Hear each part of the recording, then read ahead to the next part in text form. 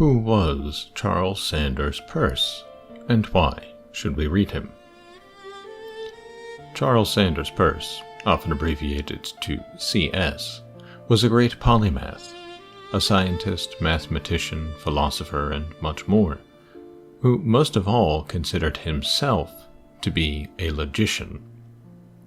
He is also known today as the founder of both pragmatism and semiotics, though these two relatively recent innovations in the world of philosophy are poorly understood and often misconstrued in university curricula.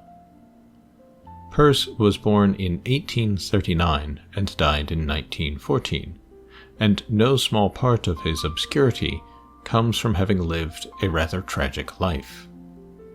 His father, Benjamin, was a well-regarded mathematician employed in teaching at Harvard University. Adored by his father, the precocious Charles never learned the practice of self-discipline in his youth.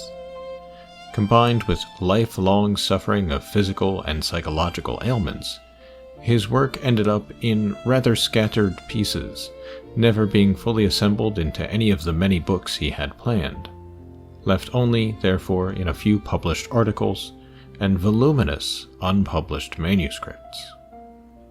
Despite this scattered structure of his life, Peirce was a rigorous thinker, a pedestrian as he called himself, for he plodded along endlessly, always trying to work out the best formulations of his ideas. This results in a convoluted and complicated passage for any who would follow him, and indeed there one finds a record of thinking that is anything but pedestrian. In his semiotics, we discover a realist philosophy not only of knowledge, but of the whole cosmos, which overcomes the impasses of so-called modern epistemology.